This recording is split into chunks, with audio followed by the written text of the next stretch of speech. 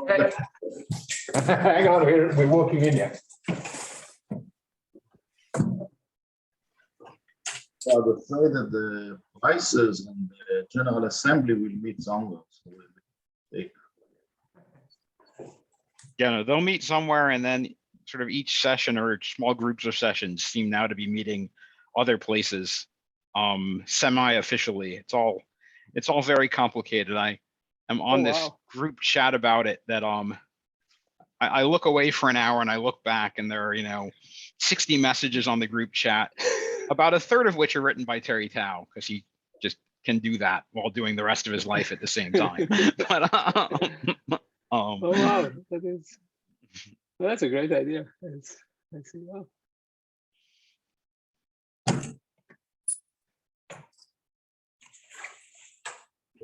Yeah, I think maybe we usually start 1 minute after 11. Okay. Because some people sometimes get stuck at the entrance together, so we let. You go ahead, Alex. You run it. What? You can run it. Go ahead. Oh, Peter, you are there. Okay. Okay. I didn't see you. No, and untypically you were quiet. I just got in. I just got in to say. Okay, so I will introduce Amir. It's a great pleasure to have Amir Mohammadi from San Diego, who will talk about effective equidistribution with polynomial rate. At some point, Zhiren Wang will replace him. Zhiren, I see that you are ready, right, to replace him. So, yes, I'm ready. Amir, please. Okay. Thank you very much. Thanks for the opportunity to speak. It's a really great honor. As Alon mentioned, this project started out at the IAS in 2016, and various parts has been carried out during individual visits after 2016 to the IAS. So it's really humbling to give the talk here. I will continue, in a sense, what Alon said, and at some point, probably early enough in the talk, I will say what the plan for the talk today is between me and Zhiren. So let me just begin, because I don't want to take Zhiren's time. Let me first recall what the notation was. The groups that we are going to be working with are going to be SL2C and product of 2 copies of SL2R. I will fix a lattice in G, and I will assume that gamma is arithmetic just somehow for the rest of the talk. And then G mod gamma is the quotient, and I fix the probability G invariant measure on it. Now, there will be an important group, which is, even though not the acting group, but it will play an important role. And this is a copy of SL2 sitting in G in a form that it's the a maximal connected subgroup. So in SL2C, there is probably only one way you can imagine SL2R sitting. And in SL2 times SL2, there are essentially 3 ways. I take the one that is not a normal subgroup, so diagonally embedded. SL2, as it will become clear, even though these 2 groups don't, maybe at first sight, they don't look very similar to each other, they are really, they're intimately connected. This is SO3 this is SO2 so they are real forms of the orthogonal group. And for us, what will be actually evident and important is that as H representation, the Lie algebras are also isomorphic. So these are just, we'll come back to this. That's somehow why these 2 groups are going hand in hand.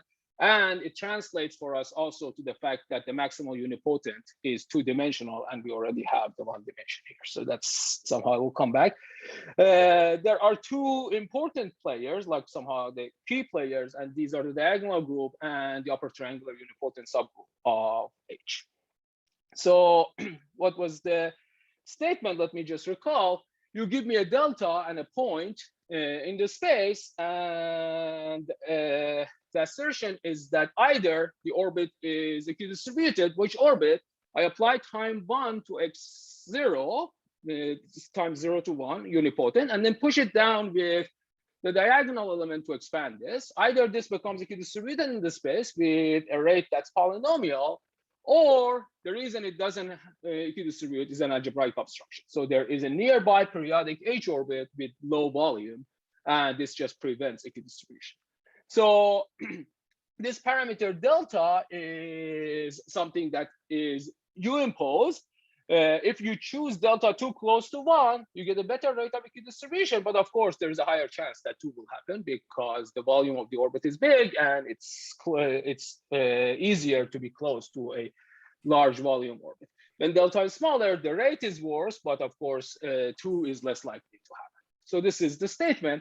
And the goal today is to give a proof of this statement. But before doing that, I want to just make two. Kappa, one constant that's important, kappa. Yeah. That depends on the spectral gap. On the spectral gap of G mod gap. Yeah, it's square of the spectral gap divided by 1,000. Yeah. Thanks. So. Well, of course, this is an effective equidistribution and theorem and fundamental results of Ratner, Margulis, and Dani proved ineffective versions of density and equidistribution. I just want to make two short remarks. This is, as stated, is an effective version of a theorem of Nimish-Shah. The proof by Shah uses Ratner's measure classification theorem and linearization technique of Dani Margulis. Our approach is different. We prove theorem 1 and then use linearization technique of Dani Margulis really in its quantitative form to show equidistribution of long unipotent orbits. So Ratner proved equidistribution of long unipotent orbits in quotients G mod gamma for any Lie group G and any lattice, and this is we prove a polynomially effective version of this in this context of G being SL2C or product of two SL2s. So, but I will not talk about that proof. This was discussed last week. I'll just focus on proof of this theorem, which is equidistribution of translates of unipotent. So, what are the main steps of the proof? So the proof goes in 3 phases. One more question. Can you go back to the main theorem? Sure. If we have that, say, gamma, suppose we want to look at joinings. Yeah. In this second case, and it's not the diagonal embedding, but it might be some joining that's non-trivial. Uh-huh.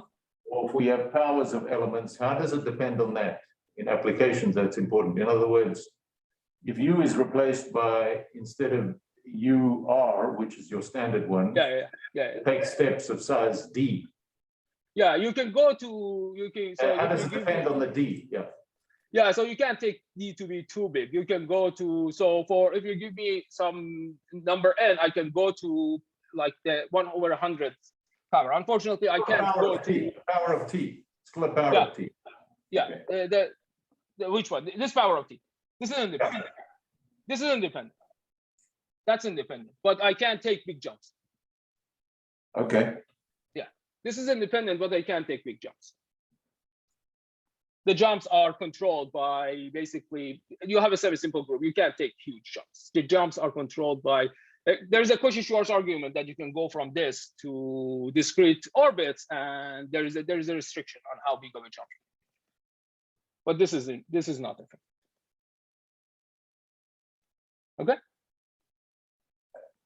It would be okay. Maybe separately, I'll try and understand the dependence on the jump. Yeah, it's important. Yeah. Okay. Yeah. Okay. So, what are the main steps in the proof? The proof will go in 3 steps, 3 phases in a sense. So, the initial step is that we will use the fact that gamma has algebraic entries to show that if the point is not too close to a periodic H orbit, then there is a separation. So this is somehow essentially a statement that integers are 1 apart. There is a separation, and I can take the separation to be in transversal direction to H. But this is a small separation. It's explicit, but it's a small number.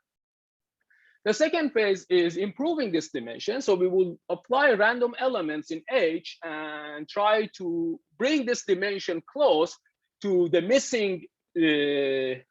So the U in the horosphere is, I'm going to keep calling this horosphere. Think about the maximal unipotent subgroup in G.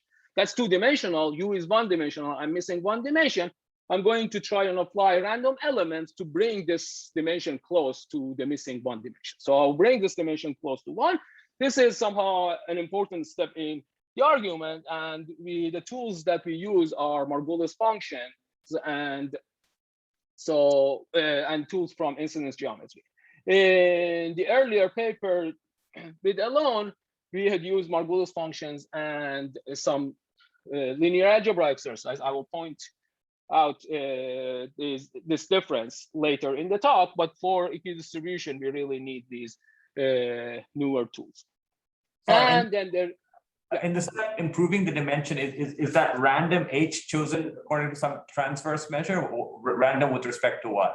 No, this is really the smearing part. This is just the ball of radius beta in H, and random with respect to the Lebesgue measure there. Basically, actually, we will see when I somehow get into the argument that at steps I would choose random R and fix L and apply, but after I do one step of the walk, I need to do some cleanup work, and cleanup work is with this part.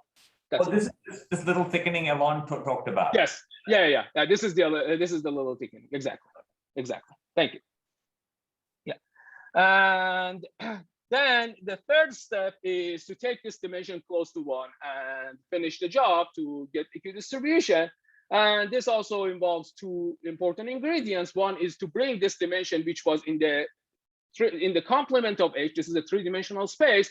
I want to bring this to the direction of the unipotent, which is the one missing dimension. That's done using some projection theorem.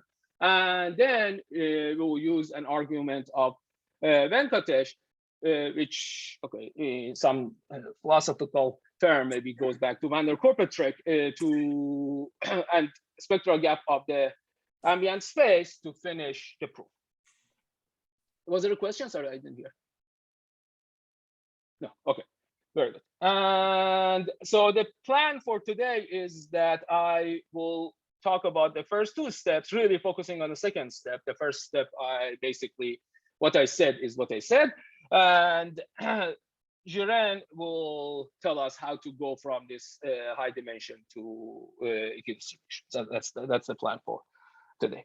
Excuse me, you're using incident geometry in step 2 and step 3? So there are yes, yeah. Actually, it's the driving force in both of these steps are this work of Wolf and Schlag. They appear a little differently. The ingredient that we want in step 3, in a sense, existed in the literature, but we need to tweak this. We need to really go back to the original work of Wolf and Schlag in this improving dimension. Okay, so are they the same work or different? Yeah, these are the same. This is the same exact work. This is the same exact work. Yeah. Thank you. This is the same exact work. Thank you. Okay.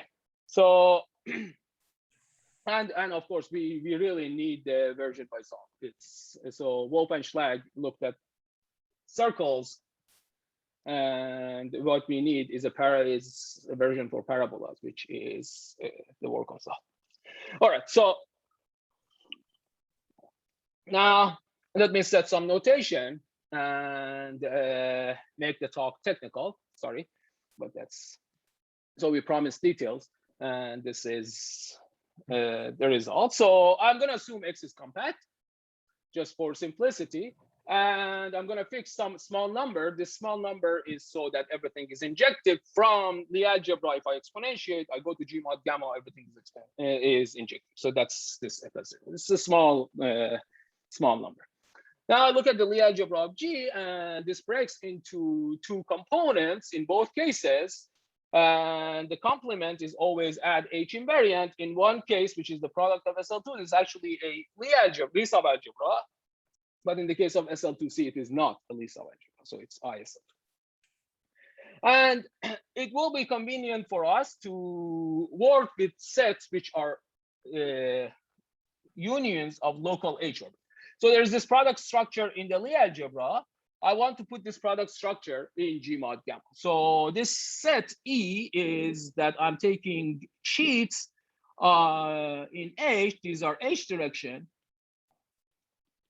and transversal direction is this X of R. So if I can write this, or X of R. So this is how E looks like. I have sheets in E direction, and then I'm taking finite union of them. And in the H direction, this is just a technicality. You can ignore it. It's not exactly symmetric. In the directions that are missing, which are not in U, I have small size. This beta, you should think of it as small power of t, which is bigger than every other constant that will appear. In the U direction, I go to size 1. That's the type of set I will look at, and I have the uniform measure on it. Now, what is the main proposition, lemma, whatever you want to call it, in step 2? So I'm going to, rather than looking at the ATUR, the way it appeared in the theorem, it's more convenient to write this in terms of the random walk. So I'm going to fix a measure, which is I have the uniform measure on interval 0, 1. I push it down with some fixed size AL.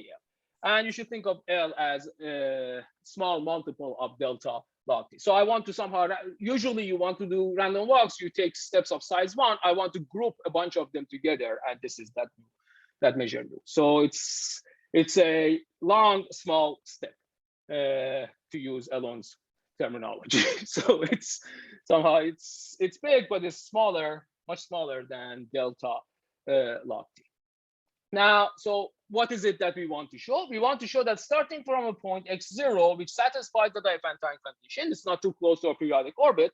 If I apply a fixed number of times my random walk, then I can write this into a linear combination of measures on sets that's appeared in the previous slide. So sets that they have this local structure. So I want to break this into convex combination of measures of that type. Ideally, I would have liked to do this without this factor nu and I. Ideally, I would have liked to just have this as summation ci mu ei. That would have been great, because then I would give this to Zhiren, and Zhiren would run the endgame machine and would finish the job. Trouble is we cannot do that. So what happens is that we can show that this measure can be broken into pieces where these EIs have transversal dimension close to 1, as we wanted to, but we can't guarantee that all of them will agree to go till time d and stop. Different trajectories will decide when to stop at different times. The good news is that we can make these stopping times to be independent of 1 minus alpha. And this is crucial, because this 1 minus alpha, you should basically think of it as spectral gap. There is some flexibility in this endgame, but if these were as big as 1 over 1 minus alpha, this would not be a good thing. I will mention this again, and it will become clear in Zhiren's talk. But this is a technical point, but extremely important technical point, that these NIs can be made independent. This, how big NIs are, is independent of 1 minus alpha. So this is the goal of my talk, to somehow convince you that we can do this, and maybe give some ideas that goes into the proof. But I did mention I will not talk about the initial dimension, but now that I have the notation, I can probably say what the initial dimension looks like. So the initial dimension is that after going certain number of steps, these 0 number of steps, I can actually break this measure into convex combination of, again, sets which are local H orbit with positive dimension. So this is somehow how you can think of this initial dimension, which is, like I said again, if this fails, what does it mean? It means that many times points came close to each other. Elements that they brought you close to each other, these are elements in the lattice. In gamma, you look at the group generated by them. If this is Zariski dense, then you can perturb the picture and make sure you're close to a periodic H orbit. If they are not Zariski dense, then they all have to commute, and you show that that doesn't happen. This is basically the proof. And it's a version of a closing lemma that appeared in the work of Strauss and Margulis. Another versions existed in work of Einzidler, Margulis, and Venkatesh on this equidistribution of periodic orbits that they were mentioned last week. That's basically the initial dimension. Now that I have the notation, and I'm not good at drawing, but I wish I were, so I tried. Here is, I want to draw a cartoon of what these three phases are. So I start with point x0. And what happens is that after I go size d0, I can break my initial measure into these mu ei primes, which are now positive dimension. So this is phase one. In the second phase, what we do is that we go certain size, but they depend, the stopping time depends. So I go some d, so this is maybe, I should call this 1. This is 1. I go some d1, d1, 1, d1, 2, etc. And I arrive at these points, mu ei's. There is the remaining step, which is I want everybody to go time d to stop. I want every trajectory to stop at time d. What's left is ni here. So this is ni, n1, 1, 1, if you want to call it. This one is n1, 2, 2. So these are the ni's. Okay, this is terrible notation. So I'm going to call it ni just because that's what it was in there. So these are these ni's. These sizes that are here are not constant. They depend on the trajectory, but what it is that the size of ni is not, ni does not depend, ni does not depend on 1 minus alpha. And this is crucial. So that's somehow what these three steps are. These are positive dimension, positive dimension. These have dimension close to 1. And this is equidistribution. So that's this is very similar, and maybe same tools were used to Gumbert-Bergen in first expansion, then flattening, and then connecting at the end. Is that correct? The three steps are very similar. The tools used are different. So the tool in the first step is really, I think we can agree that they're the same. It's basically integers are 1 apart. This improving the dimension part is what I would call flattening, and that's where this incident geometry or energy comes in. Okay. Yeah. The tools are different from the flattening lemma. Yeah. But it sounds like you're getting incidence geometry in a similar way. Yes. Okay. In that sense, yes. That was so. There was the lemma from graph theory, and then here you have this incidence geometry. Yeah. There are relations. Yes. So, okay, the transversal dimension. Let me point out a paper, again, that's very not known. Maybe you guys know it, but he. I know it because you pointed it out. This is about the parabolas. Yeah, and about the hyperbolas. Hyperbolas, sorry, hyperbolas. I say that because you said they were doing circles, then you're doing parabolas, and he did hyperbolas as well. Yeah. So I'm just pointing it out. Maybe there's something there. Yeah. That's actually it's a very nice paper.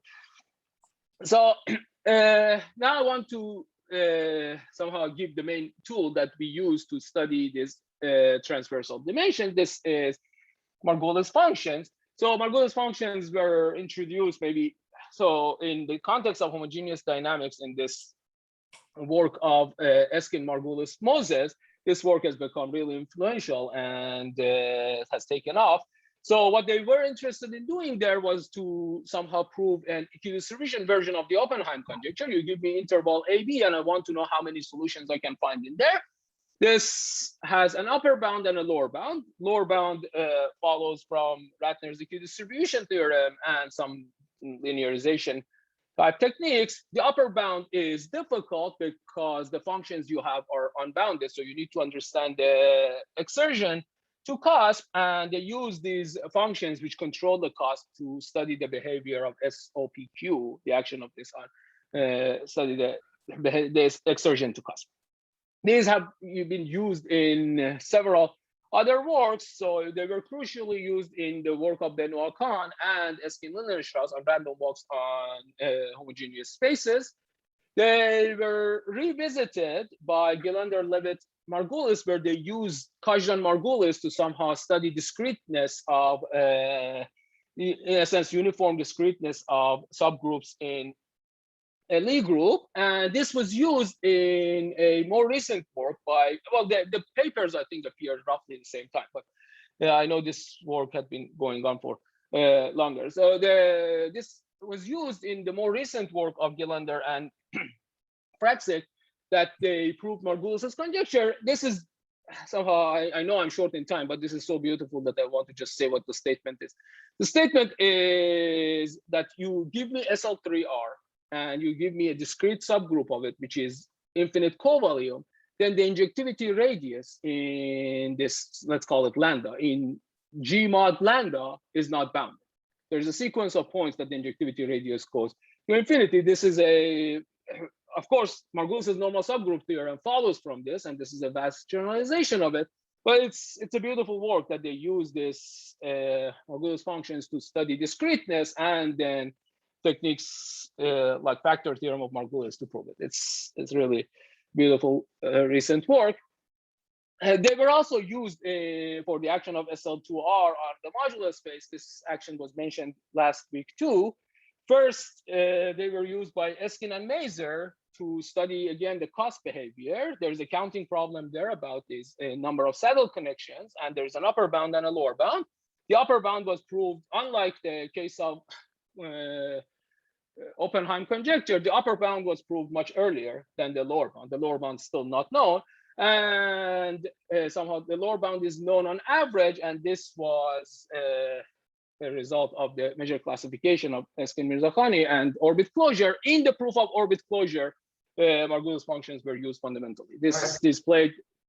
Sorry, I know that you're short of time, but still, you stated two very quickly. Can you just repeat what they proved? Oh yeah, they proved the following. You give me a simple Lie group of rank bigger than or equal to 2, higher rank simple Lie group, and you give me a discrete subgroup of it which has infinite covolume, and then I look at the corresponding symmetric space mod out by this discrete subgroup and ask whether the injectivity radius stays bound. As you vary all of these. As you vary the the lattice. I mean, the discrete subgroup is fixed. I have a manifold of infinite volume, and I want to vary points and ask what the injectivity radius is. And what they show is that there's a sequence of points that the injectivity radius goes to infinity. I see. Okay, yeah. So it's a bit like this Benjamini Schramm. It's related. Yes, yeah, precisely. Precisely. This is a generalization of Benjamin. I think actually Margulis was motivated by this work to make this conjecture. Okay, thank you. Yeah. I understand it now. You just said it so fast. Oh, sorry. Yeah. Okay. So now I want to give maybe one first example of this Margulis function, and then say what it will look like in our case. So suppose you take product of the space with itself. You can take X to be the space that we are discussing here, or if you like 2 torus, take it to be 2 torus. It doesn't matter. But I like to take it to the space that we are looking at here, so I can use the notation that I have set it up, and I throw away the diagonal. Then I want to define F to measure distances. Basically, F of xy is going to be the distance between x and y to some power minus alpha. I want to do this a little more carefully. So rather than writing distance, I will write it as, so if the 2 points are close by, so I can write one of them as exponential of something in the Lie algebra times the other one with some small vector. I will define it to be norm of this thing to power minus alpha. If the 2 points are not too close to each other, I just somehow truncate the function and define it to be something stupid. So I define it to be eta 0 to power minus alpha just because eta 0 was used already. So this is a function that tries to study how the action of diagonal action of h on x times x, whether it avoids the diagonal or it's biased towards the diagonal. And indeed, the statement is that it avoids the diagonal.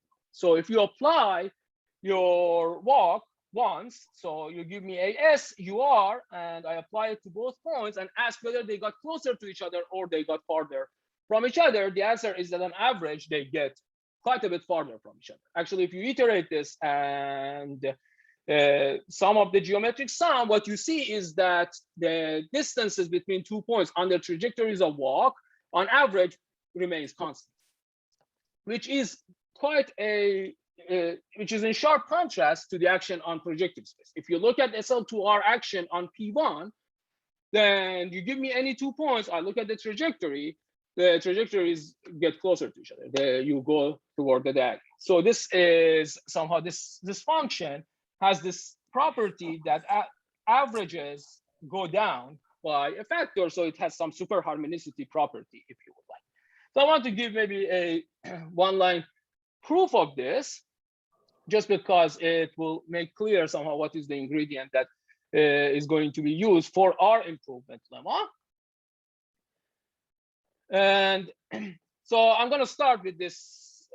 So what is this saying really? This is saying that the distances here behave like distances in X behave like distances in vector spaces, not on projective space. And indeed, the argument goes through linear algebra. So if you give me any vector, so sorry, maybe this is the only question I keep asking, but this is some kind of smooth version of the way unipotent flows diverge, right? Some sort of quantitative. This is it's really, I think it's really a smooth version of Furstenberg's lemma on positivity of lambda 1. So if you give me product of random matrices, then the first exponent is positive, and this is precisely saying that points diverge. You're watching the divergence along a unipotent, effectively along unipotent flow, right? It is, but you're changing the base point. It's really, so you could replace this ut by k. Actually, I think to the extent that we have something like that, this would appear in Zhiren's part of the talk. Okay. When you pass from three-dimensional distribution with dimension 1 to something one-dimensional, this is some kind of some easy version of property H is used. Okay. But in here, this is really hyperbolicity of the action. This is just positivity of lambda 1. Yeah. In particular, if you somehow you can call it. I think this also Elon mentioned it. This part is closer to this exponential. What did they call it? Exponential drift argument of Benoit Kahn, that you apply random walks and points diverge along the first exponent or something. So what is this linear algebra lemma saying? It says that if you give me a vector and I average it, it goes down exponentially. Ignore this factor 1/2. What's important is that when alpha is close to 1, I cannot get a good rate. This is something that I had hoped that I will come to it, but we'll see.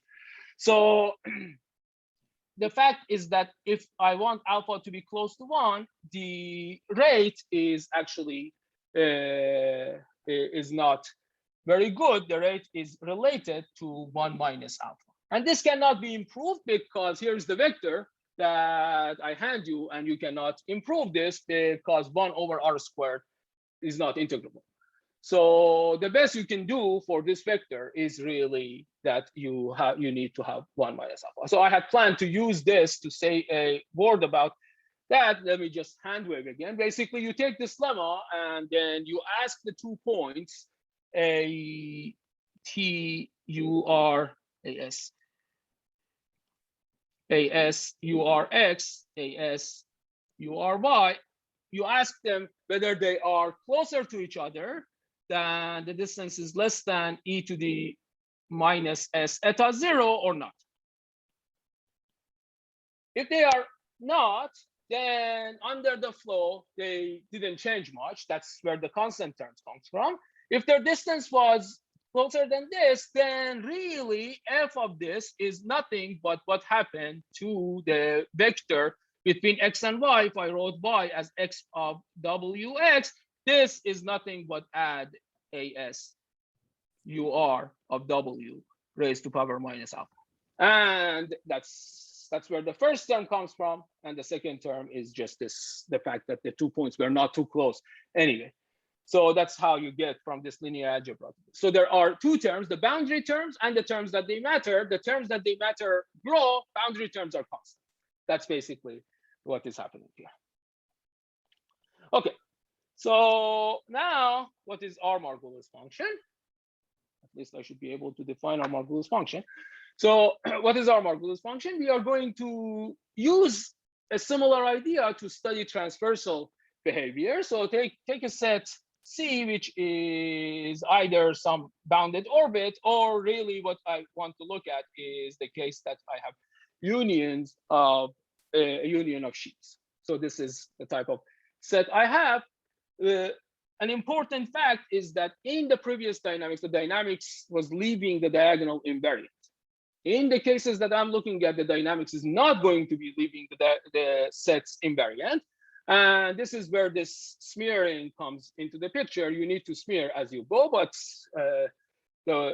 given how short I am in time, I'm not sure if we will discuss this. Just somehow, one serious difficulty is the fact that the sets we are looking at is not invariant under the dynamics. Now I want to look at the transversal to the point. So I have a set which looks like this. I have a point Z here, and I look at x of R. I intersect it with this set E and collect the vectors in the Lie algebra that takes me from the sheet that I live in to nearby sheets. So these are the vectors that they take me to nearby sheets, and I localize life and only look at a fixed window. The window is this row. This is, again, going to be important. I think, like what Elon said, this is going to be the errors in Zhiren's talk. We want to move things that are in the three-dimensional space to bring it to the direction of the missing direction of unipotent. And these are the errors. This is how much error we are going to have when you want to approximate your orbit with orbit of a horospheric subgroup, and this is the error for this approximation. And like Elon said, some type of property that things go along the unipotent will appear there. All right, so this is the set. I collect the friends that take me from the sheet to nearby sheets. And because the set is not invariant, when I apply H to it, the set becomes exponentially thin in the direction of in the opposite direction to unipotent. So this is the type that I have. Again, I want to study the transversal. This is HE. And as you see, the number that I see here, the number of elements living here, the only bound I have for it is the trivial bound. Each of these contributes certain number to the volume, and then that's the bound that I have. And when I apply this number might grow because I contract exponentially in the U- direction. This is something that is important, and I will return to in 2 slides. Okay, so this is I just look at the fiber. I look at the fiber of my point. And then the function I want to define is to take these vectors and sum them up, just like the function that I had. But now I have many points, and I look at the sum of this raised to power minus alpha. So I look at that. This is the point Z, and I have its friends, and I add up how they are different from each other. As you can see, this is controlling really the transversal energy. So if this vector, if this point is x of w times some point y, the initial point that I took, and all of these are w primes, if I want to understand what w minus w prime raised to power minus alpha is, this is controlled by f of this evaluated at identity. So identity z. So it is really controlling the transversal energy, as Peter mentioned. So this is the function this is our score function. We want to show that this improves under the walk. And how do we show this? This is the improvement lemma, which is the way it's stated. really is a consequence of the linear algebra. That if you give me this function and I apply one step of the walk, the value goes down by some factor, some exponential factor. Note that the rate of contraction is not very good when alpha is close to 1, and it is crucial for us to get alpha close to 1 so we can use this Venkatesh technique. So the rate of contraction is something that cannot be made better than 1 minus alpha. So if I had some initial condition, if the initial points were not too big, which initial randomness gives me, and I knew that this second term does not beat me, which is an important issue because these grow, these numbers grow, or I have basically the only control I have over it is the trivial bound. So as I apply one step of the walk, this can increase from the previous time to e to the s times the number of points at identity. That's all I can say. Nothing better than that, and well, nothing worse than that either, really. So if these two conditions hold, then after applying one step of the walk, I have improved the initial bound. Now, this set has improved dimension, but something was lost, and that's the fact that it shrunk in the u minus direction. So I need to smear things, but okay, I smear things and get sets which are again like E, and they have improved dimension. So in a sense, yeah. The only input to this lemma is this property of the Margulis function you stated earlier. Yes, pretty much. The only thing that goes into this is that distances in vector spaces grow. Sorry, say that one more time. Distances in vector spaces grow under the action of AT. Okay. Yeah. Okay. Thank you. Yeah, sure. Now, so what would you like to do ideally? So ideally, you would like to apply this lemma inductively and show that after a fixed number of steps, the number of steps comes from, so you had the initial dimension, you apply certain number of steps, and you want this to be smaller than the number of sheets. So you have got dimension 1. That's basically what you want. So you would like to apply this a certain number of times, predetermined number of times, and say that, okay, now I arrived at sets that they have dimension 1, and I can celebrate. Unfortunately, this cannot be proved, at least not for alphas close to 1. If you were happy with alpha less than 1/2, there's an argument that you can make based on conditioning, because this linear algebra lemma also holds for very thin sectors, or a version of it holds for very thin sectors, and you could get what you want. But alpha less than 1/2 is not good for what we need. We really need alpha to be close to 1. And then this condition, which is saying that I can continue, may well fail after 1 million steps, but before 2 million steps, which is where I wanted to say. Alpha near 1, you have the end game to take care of, which you will. Yeah. But what was the importance of alpha equals 1/2 again? No, I was okay. Maybe I shouldn't have mentioned it. So alpha equals 1/2 is really the way. So alpha equals 1/2 comes from the fact that this quadratic I had has a double root. If you were happy with alpha less than 1/2, which we are not, we need alpha close to 1, then you could achieve what I wrote here. Because the linear algebra lemma improves with a rate that is alpha. So when alpha is less than 1/2, you have a definite improvement. Okay. Which is not close to, yeah. But I need alpha close to 1. That's the point I was trying to make. I need alpha close to 1, and linear algebra does not give me definite improvement when alpha is close to 1. Yeah. Exactly because of these vectors that they have double roots. Yeah. Okay. So now, what does this mean? This means that maybe I wanted to go 2 million steps, and at 1 million step, I found a set that this beats that. So I cannot repeat. But if you look at what this means, that this beats that, this means that I actually achieved dimension alpha at this step. So I found a set which has big dimension, because the number of sheets, if you look at this upper bound, this is smaller than that. So the number of sheets is controlling the average of this function. that is a statement that is saying that the energy function is controlled by the number of sheets. So I have dimension alpha. And this should be a good news. Well, it is a good news if you're interested in density of Borel subgroups. You take the set, which is part of your dynamics, which has dimension 1, and you give it to Zhiren, and Zhiren runs the end game and finishes.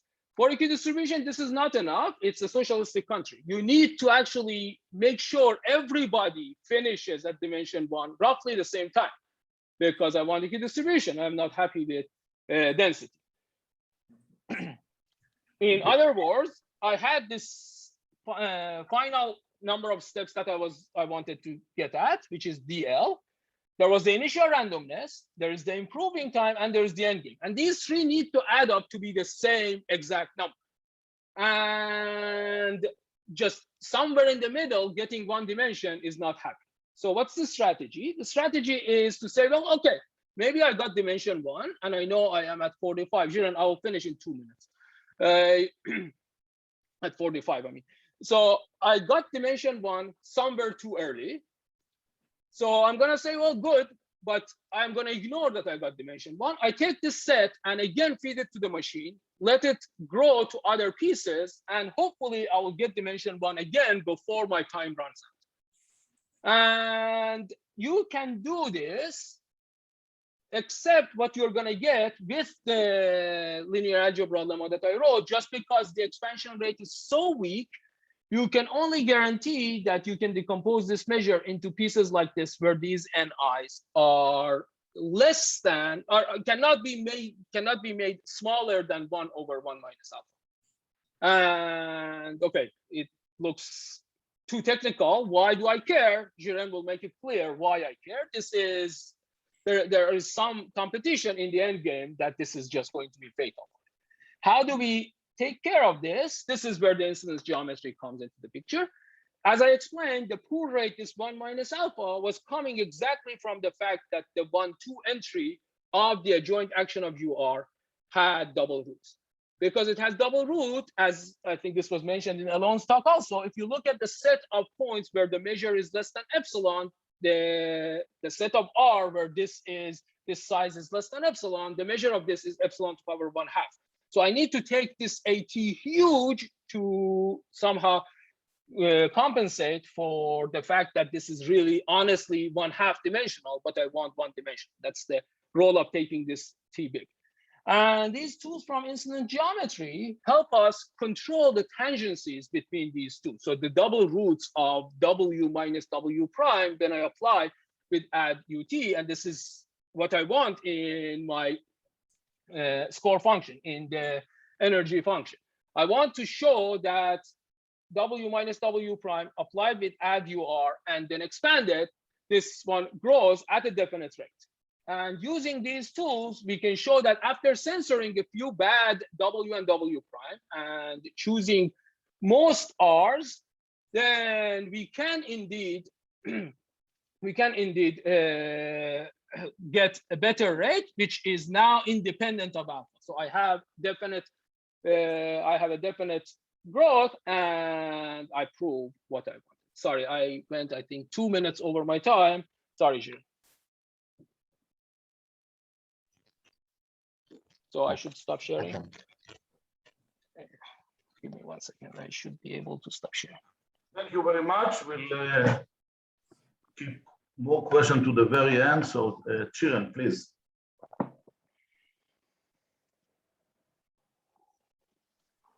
Up close and personal. So is my screen visible? Yes. Okay. All right. So in this last part, I plan to present the end game, which is how the high transversal dimension that Amir obtained eventually implies quantitative equidistribution. The main tool that we are going to use is the spectral depth of the G action, the left translation action by G on the L2 of G mod gamma. And it comes in the form that the correlation between two functions, phi and psi, one of them translated by G, is small, okay, compared to the product of their mean values is small, and the decay of it is exponentially fast in terms of the size of the element G. And here the implied constants are given by the Sobolev norms of phi and psi, and the ratio in exponential decay is the constant kappa 0, which is spectral cap. And this kappa 0 is positive. It depends on G mod gamma. It's worth mentioning that this kappa 0, the gap, is uniform for congruence lattices. This is known first by Selberg's work for SL2 and by Jacques Lalande for some other forms of SL2. And Berger-Stanek established it for many lattices in Lie groups like SO and 1. And eventually, Clausius proved probably tau is probably in general for all congruence lattices. I would also like to mention that kappa 0 is also uniform if G has higher rank vectors. This is Cauchy-Dense probability.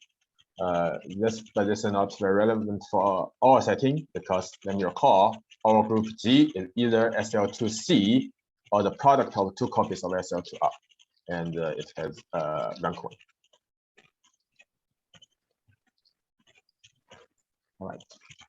Then the traditional way of using the spectral gap to get effective equidistribution is first introduced by Margulis and also later in Margulis paper. So the result says in our setting, okay, in our setting, recall that G is say SL2R cross SL2R, and there is a diagonal flow, and the holosphere group under diagonal flow is two-dimensional. It's two copies of unipotent flows, U and V, and each of them is one-dimensional, and U and V commute with each other. So this is a copy of R2. So in this setting, Margulis or Margulis result says that if we take a point and take a piece of the n orbit, the square piece inside the n orbit, where it has length 1 both in the U direction and in the V direction, okay, it's a square, then we start pushing the square by the diagonal flow.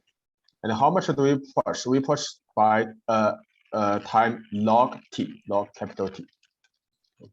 And this will expand the square to the size T in each side. So this will be a T by T square. And now this T by T square is going to equidistribute in G mod gamma and with a rate, and this rate is polynomial in the in capital T. So a T by T square is going to be polynomially equidistributed in G mod gamma. And the kappa is somehow essentially the spectral, maybe with some constants in front of it. This is spectral. And here, X is assumed to be in a given complex part of G mod gamma. If you wish, you can also quantify it by how high X is in the cusp, but I will not elaborate here. And the proof is the second argument of Margulis. It seconds this two-dimensional square to a six-dimensional object. So the space is six-dimensional, and it smoothifies it in the other 4 dimensions, so that we will have a smooth bump function, which is seen in 4 dimensions and is roughly of size 1 in these 2 dimensions. Then we will apply the earlier mixing inequality with with this bump function as one of the functions phi, and psi is another test function. So this proof shows this equidistribution of the square, so of a push forward of the square under the diagonals. Now, what we have here is that we are only studying a holocycle flow instead of the entire holosphere. The holosphere is two-dimensional, but our holocycle is a U, which has only one dimension here. So we only have a line instead of a square. To overcome this, some adaptation of this tool is needed. Okay. Now, here is the goal. The goal is to replace the square in the previous picture with something like this. Okay. This will be, first, it will live in a rectangle instead of square. The 2 sides, U and V, are going to have different lengths. Second, in along U, we have the entire U, as we are studying the Hurrell cycle flow in the U. But along V, we are not going to have everything. Instead of the bigger measure, we will have a measure that comes from the recurrence. This measure is what is the output of Amir's argument earlier. And we know that this measure has a very high dimension. Its dimension is close to 1. So altogether, this will be a fractal measure in a rectangle, and its dimension is close to 2. This is the goal. And the first upgrade to the spectral gap inequality earlier is to the second argument earlier is as follows. First, let's forget about the fractal aspect. So let's just look at the rectangle. Then the new lemma says if we push forward a rectangle which has side length 1 in V and side length eta in U. So eta is supposed to be shorter than 1. Then it again equidistributes. But this time it does not equidistribute as a polynomial of t, and it's deteriorated by something with about eta. So you should adjust t by eta. This is not very surprising. Actually, the proof is a one-line proof. So the proof is we will decompose V into pieces of size eta, and then for each of these pieces, we will get a square, eta by eta squared. Okay, then we will first spend some time to expand this eta by eta squared to 1 by 1 square, then apply the previous name. Okay. Again, this is for x in a given compact set of G mod gamma, and when x goes slowly to the cusp, we can also quantify how badly this error decays, deteriorates this bound. Now, instead of this rectangle, we wish to pass to a fractal set inside the rectangle. So this new upgraded version is due to Venkatesh. So the setting is as before, but now along the V direction, we will put a measure, a probability measure on it, rho, and this rho is going to be assumed to have some fractal property. The property is that rho has a dimension 1 minus theta at a certain scale b. And theta is very small.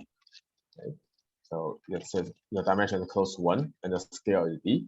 And what does this mean? This means, okay, rho of any interval j of size b, okay, is not too large, and it's bounded by an implied constant times b raised to the power 1 minus c. And c is the constant. Now, the new bound is here. Okay, it still has the term t times eta to the negative kappa as before, but now it's adjusted by b. So it's adjusted by a negative power of b. This is bigger than 1 because b is small. So this deteriorates the bound. Okay. Also b, it's by the maximum of these two values, and square root of b. And c is the implied constant. Yeah. Okay. And one thing that should be remembered, and it's what causes some trouble for us eventually, is that in order to apply this preparation, t should be assumed to be in some window, and this window is a window, a polynomial window in terms of b. T is supposed to be polynomially large in terms of b. It's between two negative powers of b. So t is a polynomial in b, or b is a polynomial in b. And the proof of this preparation from the previous lemma is again, so we can decompose the v direction into short pieces of size b, and think of this rho as, roughly speaking, a weighted average, or a weighted sum of, roughly speaking, close to lambda, to the bigger measures along these short intervals. Then we will run a Cauchy-Schwarz argument that decomposes measure into smaller square-like or rectangle-like measures. So now this is the main preparation that we have at hand. So now what we need to do is to feed what Amir obtained into this preparation. Let me recall what we have at this moment to feed into the preparation.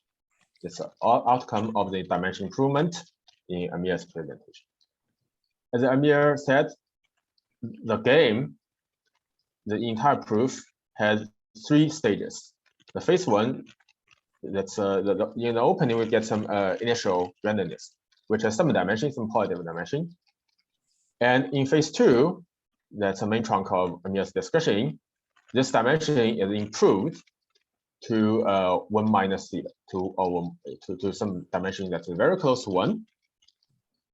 And what's important for this stage is that, okay, the length of phase 2 is not a constant. It indeed varies, but luckily it does not vary much. The value of d is lies in a very short window. Finally, in phase 3 it's a phase that we are talking about right now. Okay, we will use a preparation earlier to get exponential mixing. This last phase is going to take less time than the 2 previous phases. So okay, that's so the first phase is proportional to some parameter t. The second phase is going to be proportional to t as well. Last phase is going to take much less time. The square root of epsilon times t, where square root of epsilon is a parameter, okay, that we will determine later. So the parameter t is an arbitrarily large parameter, and epsilon is a small parameter which is related to the spectral depth. So we will say later how it is related to spectral depth. And now the other parameters are chosen so that the first 2 phases roughly take time t, and last phase take time square root of epsilon times t. And the total time is a constant. So how long phase 3 takes depends on how long phase 2 takes. So the remaining time is this. So this d times L is subtracted from the constant in phase 3. Now, at the end of phase 2, what we know is as follows. We call that G is SL2C. Oh, sorry, it's G is SL2C and H is SL2R, or G is SL2R cross S2R, and H is SL2R. And G is 6-dimensional, H is 3-dimensional, and this letter R is the transversal part orthogonal to H, which is also 3-dimensional. And in this transversal part, in the cross section of the transversal part, if we look at the recurrence of random trajectories, and this will give us a probability measure when we restrict it to a square or to a cross section. That measure is going to have a dimension very close to 1, that's denoted by alpha, and its gap with 1 is roughly denoted by square root of epsilon. So that's how where epsilon. So we will use that time to achieve this high dimension. It's close to square root of epsilon, and on scales less than e to the minus square root of epsilon. So this is a short scale. And the meaning of high dimension is as follows. It's in a similar sense as before. If we take a ball in these 3 dimensions, then and restrict it to a square or to a box of this size, then the mass concentrated in that ball is at most the diameter of the ball raised to the alpha power with the proper renormalization. There will be some implied constant in front of it, but this implied constant is very small compared to the scale. So it's e to the epsilon t, and the scale is actually everything else is about e to the square root of epsilon t. So this implied constant will not cause too much trouble for us later. And when is this achieved? This is achieved after some 9t plus d should be dl steps, and this d is okay. This d lies in a very small window. That's what we need to emphasize now. So Amir spent a lot of efforts to achieve this in his discussion. It says the remaining part that we can use in the third stage is in a very short window. It turns out this window is of length square root of epsilon times t, where c as a constant, think of c as 100 or 1000. And the remaining time that we can use is between tau 0 over 2 and tau 0. Okay, so that's a short time window. What can we do with this? Now we have a measure. The measure has dimension 1 minus square root of epsilon. But this measure lives in a three-dimensional space. This is where we use the incidence geometry again.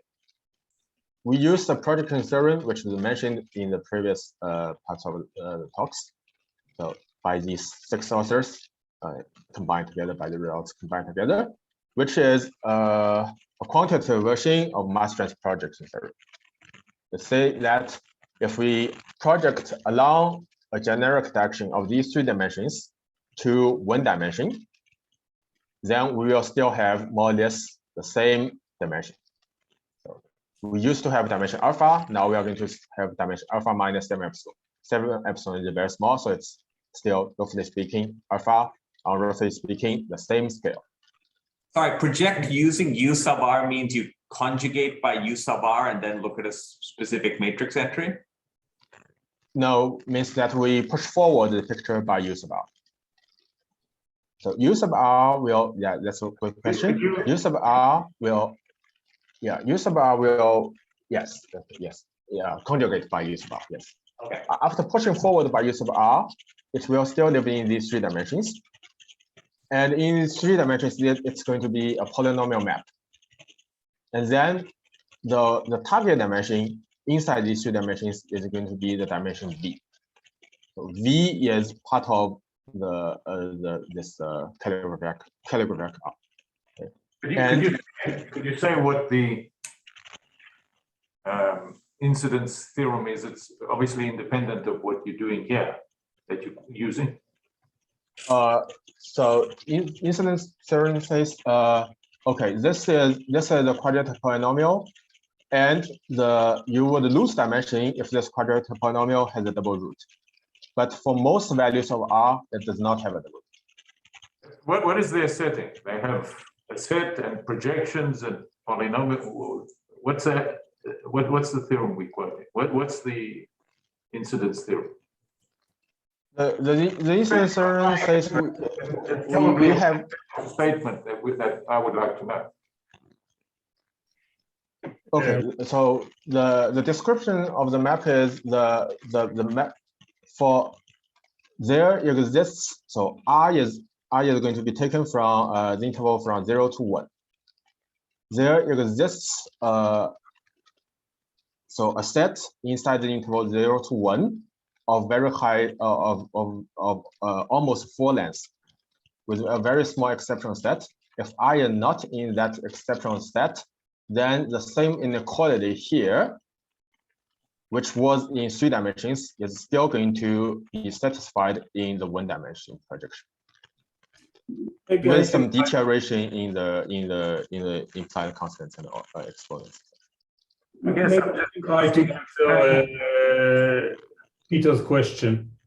So you have some set inside this cross section, some set of points. And you apply this conjugation adjoint by unipotent of size roughly 1. So you have some parameters. And the thing which sort of you don't like is when, okay, maybe in the initial set, maybe you have to apply some R, you have 2 points which differ exactly or very nearly by an element of the opposite unipotent to the unipotent that sort of in the opposite direction.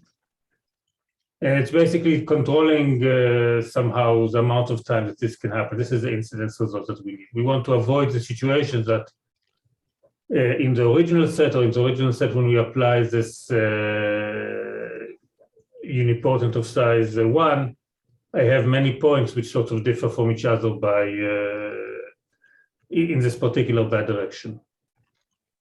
So you're applying the method rather than actual statement, because usually an incident statement involves an upper bound for incidences or energy under some hypotheses. You're not quoting any theorem like that, you're just using the method, is that the point?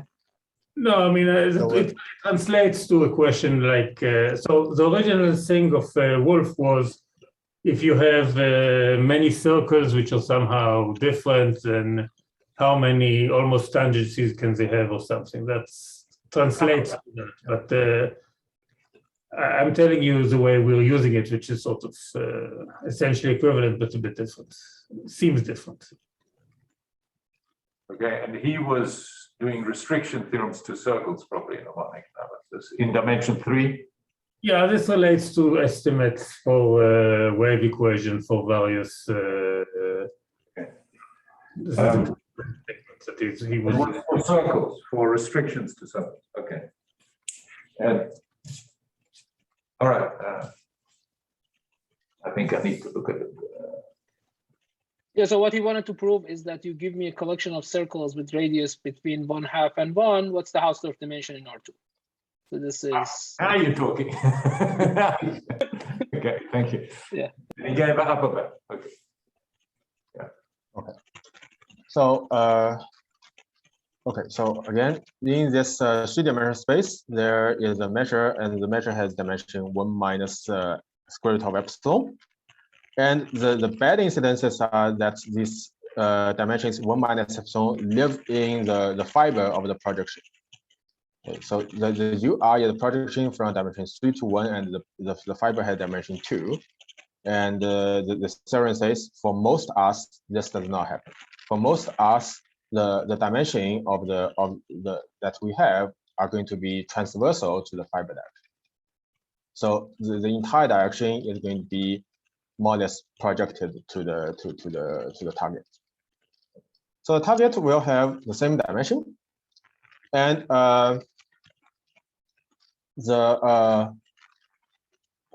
when we do this, so the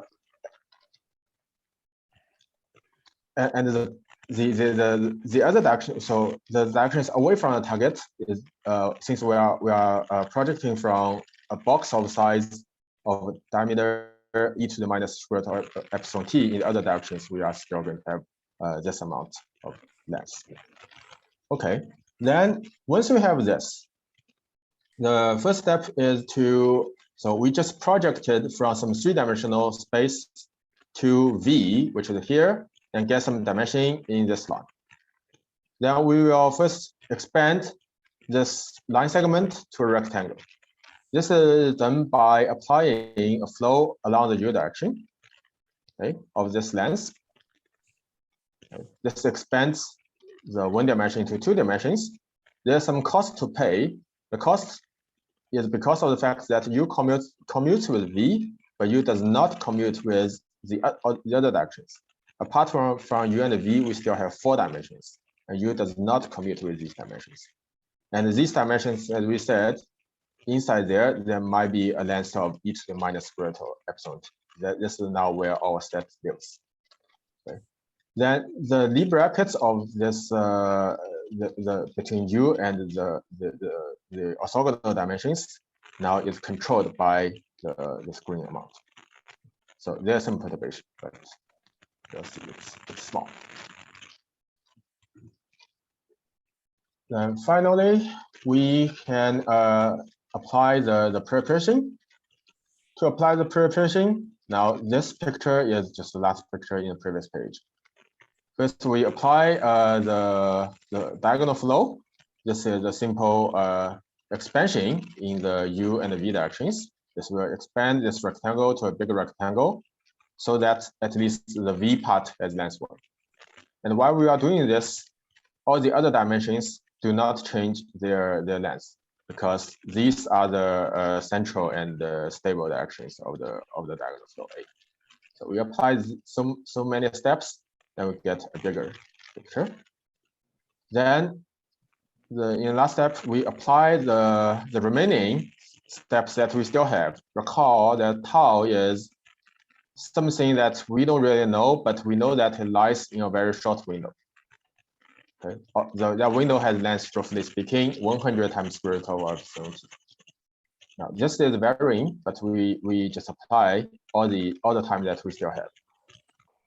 And in this last step, the preparation earlier applies, and quantitative equidistribution will be achieved.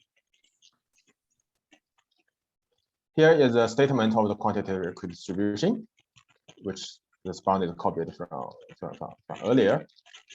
And the choice of the parameters are written here. So these choices guarantee several things. First, the t times eta is large. T times eta is of size e to the square root epsilon t. So that this is large. And so its negative power raised to the spectral gap amount is small, decreased to 0. And this term had to compete with a different term, which is given by the b term here. And the choice of b, recall that in order to apply the preparation, b had to be a polynomial of t itself.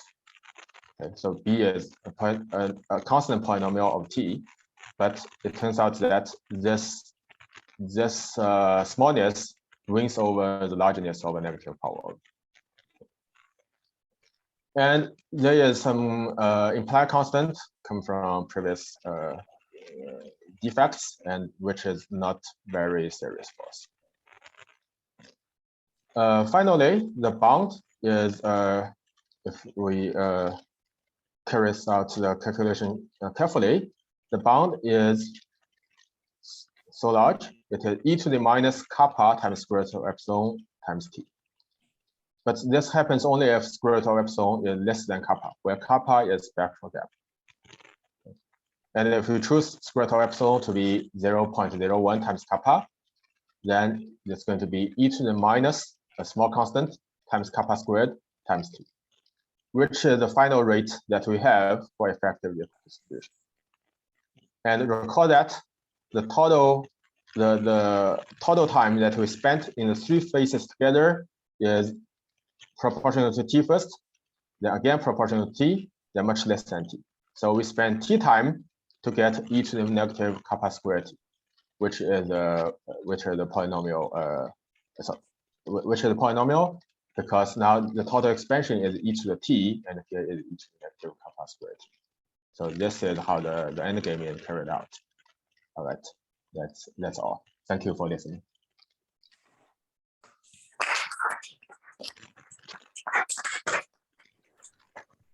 Thank you very much. Now there are some quick questions to either Zhiren or Amir. Please ask now.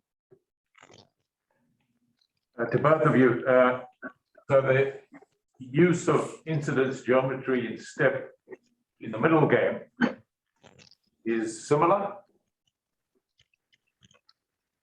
I think that was he pointed out, or you pointed out, both of you pointed out, you use it in two different places. That's right. Similar? Yeah.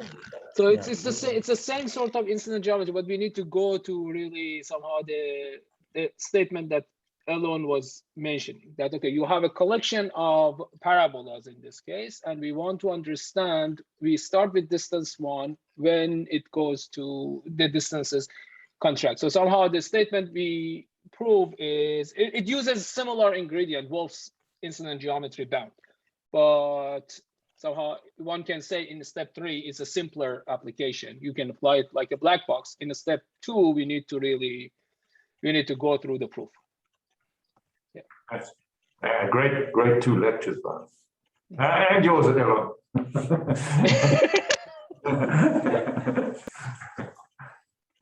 Excuse me, I have a question. The final rate is quadratic in spectral gap. So it's not yes, linear.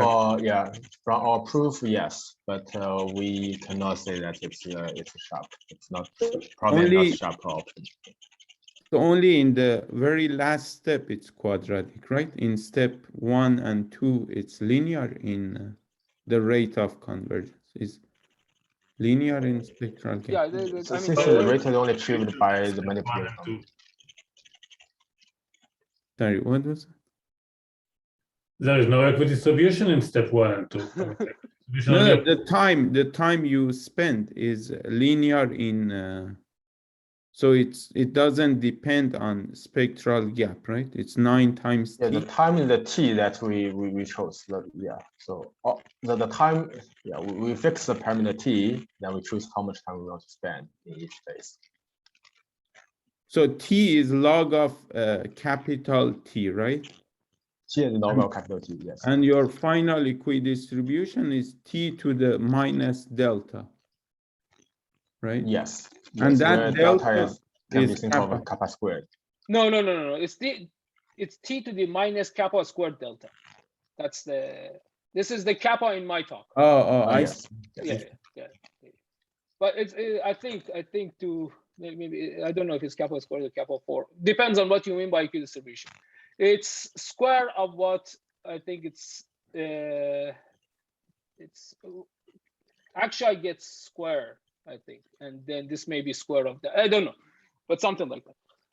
So my question is, in step 1 and 2, you also need kappa square.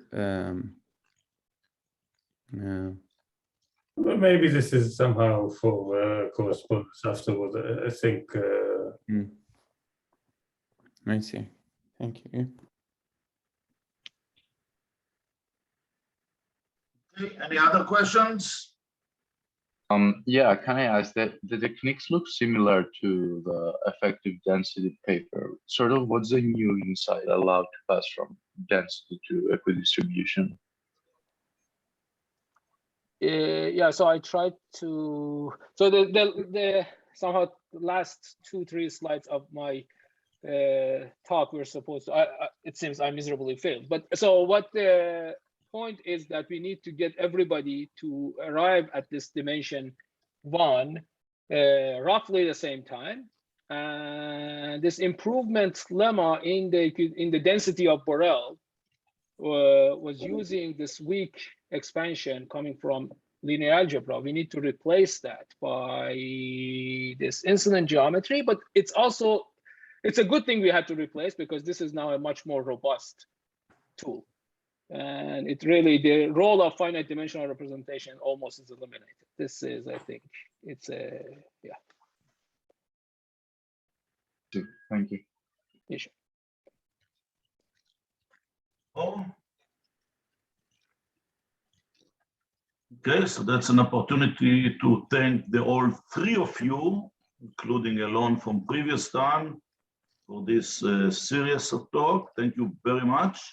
Next week, I think it's Nicolas Monod, which will be, again, a series of 2 talks. Monod talk will be very educational.